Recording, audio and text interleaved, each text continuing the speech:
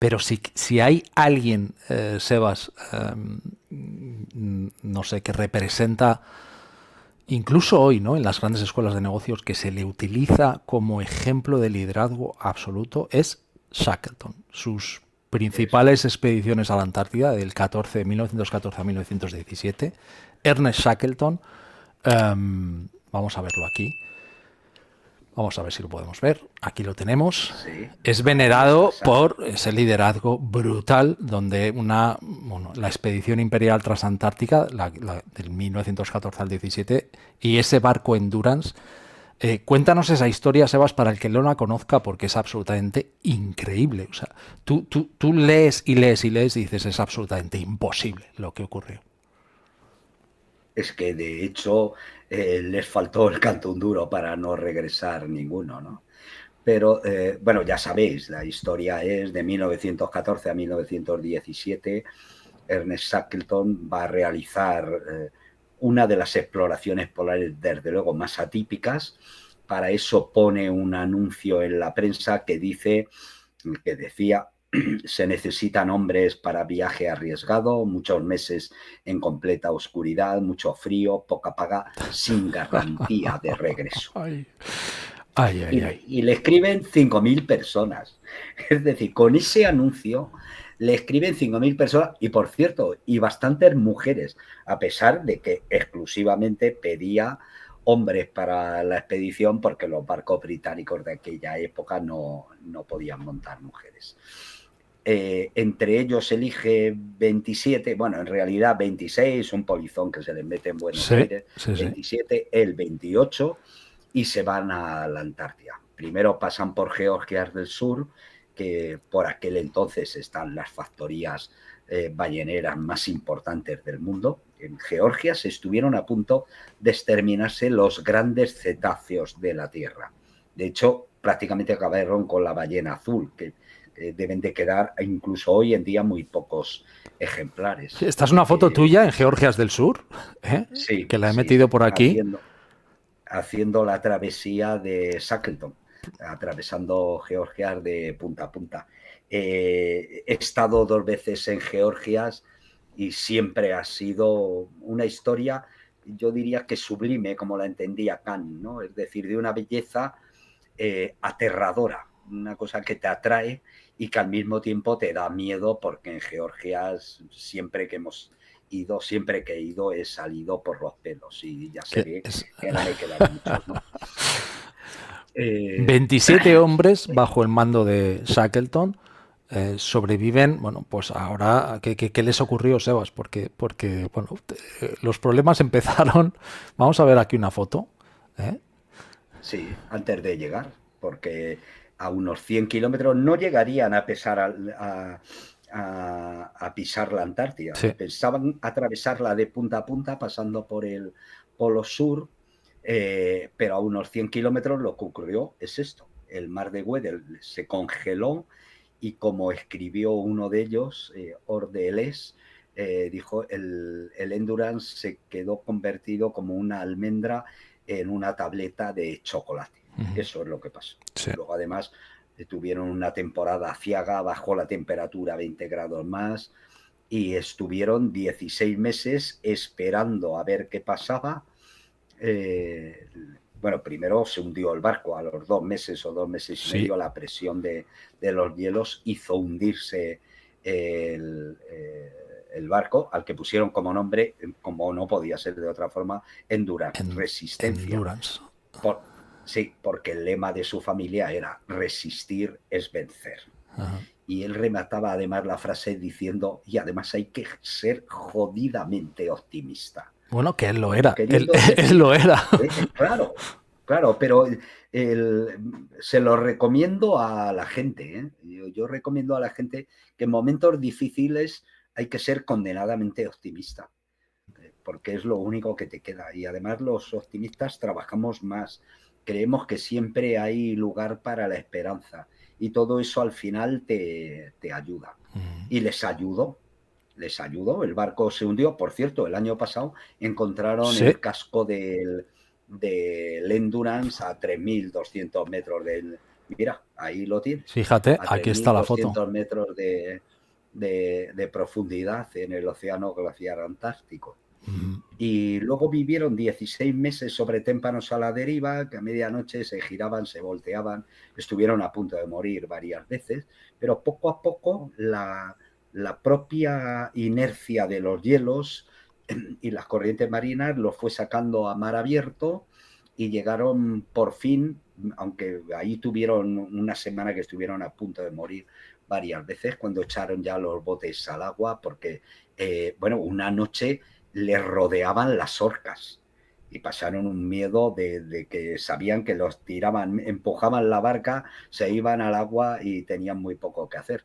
Pero llegaron a Isla Elefante, Sí. estaban a punto de morir varios de ellos, pero llevaban 2 médicos que los trataron muy bien y en cuanto a los 4 o 5 días, Shackleton se puso a pensar, vio que estaba igual de perdidos. Su única salvación era ir a Georgias del Sur. Esto, Sebas, era la primera vez que estaban en tierra firme desde que abandonaron Georgia del Sur y estamos hablando de 497 días antes.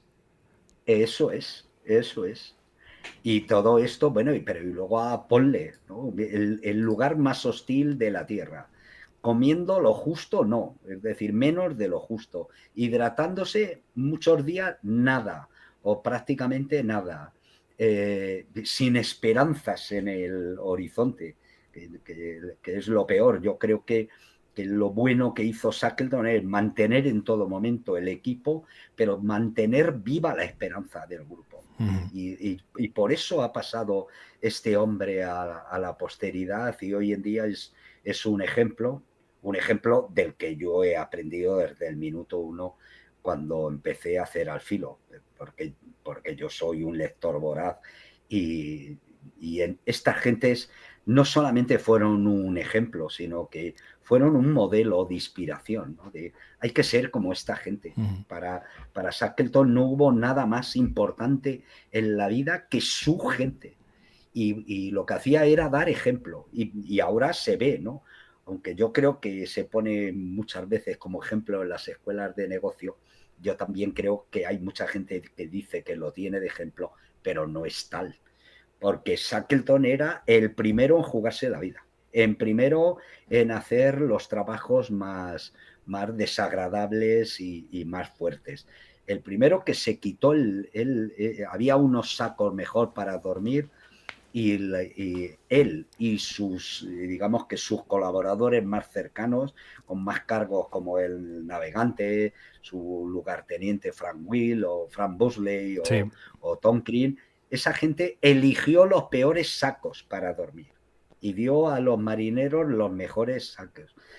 Así se hace un líder, así se da ejemplo. Y luego la gran batalla fue que desde Isla Elefante se metieron en una canoa de unos 7 metros, no llegaba. Shackleton y Boorstin, porque podían haber mandado a otros, pero no, ellos dos se fueron con otros 4 en un bote. Bueno, es que podríamos estar, porque yo lo he hecho, a veces doy bastantes conferencias sobre Shackleton, ¿no? Solo la elección de los 5 tipos que fueron con Shackleton merecería la pena debatir 1 hora. ¿Por qué se lleva a cada? Y a Bosley se le lleva porque es el mejor navegante. Claro. Sabe que tiene muchas posibilidades de morir, pero la única posibilidad de salvación, que es atinar con un punto perdido en medio del Atlántico Sur, con 4 mediciones de sextante.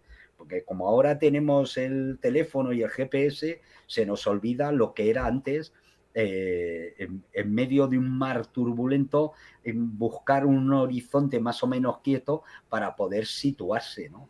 Ellos estaban buscando, Sebas, una estación ballenera en Georgia del Sur que estaba a más de 800 millas. O sea, estamos hablando de una distancia... Casi 1.500 kilómetros. Sí, brutal. Y durante 16 días lucharon contra unos oleajes monstruosos. Al final les salieron 19. Porque al día 17 que iban a meterse en la bahía del Rey Haakon, el viento les empujaba la escollera y estuvieron a punto, fue la última vez, estuvieron a punto de morir. Y no se mataron contra la escollera con vientos huracanados, porque en el último momento Bosley sacó la canoa, la volvió a sacar a mar abierto y estuvieron 2 días más esperando a poder entrar. Sin agua, el agua que llevaban estaba podrida porque se les había contaminado con agua del mar y estaban muertos de sed. Estaban tan muertos de sed que cuando entraron y lograron ya por fin desembarcar, se tiraron a beber del primer río que había por allí y estuvieron a punto de perder la barca, la James Caird. Vieron que se iba y salieron corriendo y ya cogieron la canoa, la sacaron a la playa y allí pasarían unos días recuperándose, ¿no? Antes de acometer su última gran aventura, que es la que yo he hecho 2 veces, en el 2003 y en el 2013, seguimos literalmente los pasos de Shackleton, atravesando de la bahía del Rey Haakon por el Tridente para llegar a la factoría de Stromness. Que les costó 36 horas, yo creo, de una caminata desesperada, tambaleándose en Stromness. Y nosotros con GPS, con botas de plástico, con tablas de esquí, con trineos, iba a decir previsión del tiempo, pero la previsión del tiempo siempre era mala, no había nada que hacer. Bueno, nosotros tardamos 3 días y medio. Wow.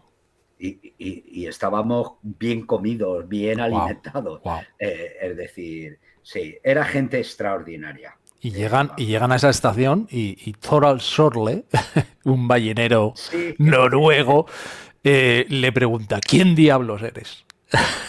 Sí. Y aquí que vemos a Shackleton sin barba, tenéis que imaginar a un señor con una barba tremenda. ¿Y qué le dijo Sebas? Les dijo: somos Shackleton y tal, no les reconoció. Pero Shackleton, la primera pregunta que hizo fue: ¿se ha terminado la guerra? Wow. Y tuvieron un detalle que solamente lo pueden tener británicos y españoles, que estaban a punto de entrar en la factoría y iban hechos unos guarros. Sí. Y con la ropa rota y tal, y uno de ellos llevaba imperdibles. No sé por qué coño, pero llevaban imperdibles. Y entonces se pararon un momento, cogieron los imperdibles y se arreglaron la ropa para entrar en la factoría de forma respetable. Bueno, eso es muy british, ¿eh? Sí. Y Qué bueno. Lo mejor que le pasó a Shackleton es que esa noche le recibieron todos los capitanes balleneros que eran lobos de mar con muchos años de aventuras, y cuando entraron Shackleton, Bosley y Tom Crean se levantaron y empezaron a aplaudir. Nunca seguramente para Shackleton hubo mayor reconocimiento y gloria que la de esa tarde con los capitanes balleneros. Wow. Qué bonita historia. Yo creo una de las más increíbles historias de supervivencia, de optimismo, de endurance, ¿no? Como el barco que se recuperó. Bueno, se recuperó. Se bajó ahí, ¿no? Tenemos ahí la imagen en el 2000. Yo creo que fue, no sé, hace muy poquito, ¿no? Pero está ahí bajo el hielo. Yo creo que fue, no sé si fue el año pasado. Yo creo que fue el 2022, no sé Seba, si no me equivoco. Pero, bueno, anteayer. Pues año y medio. Anteayer. Sí. Pero esto que se hizo, bueno, ahí se invirtió dinero en bajar al fondo del mar de Weddell, en la Antártida, y utilizaron sumergibles, drones submarinos, y estas son las fotografías del barco de madera perdido hace tanto tiempo, donde, bueno, casi a 10.000 pies de profundidad. Bueno, pues increíble, ¿no?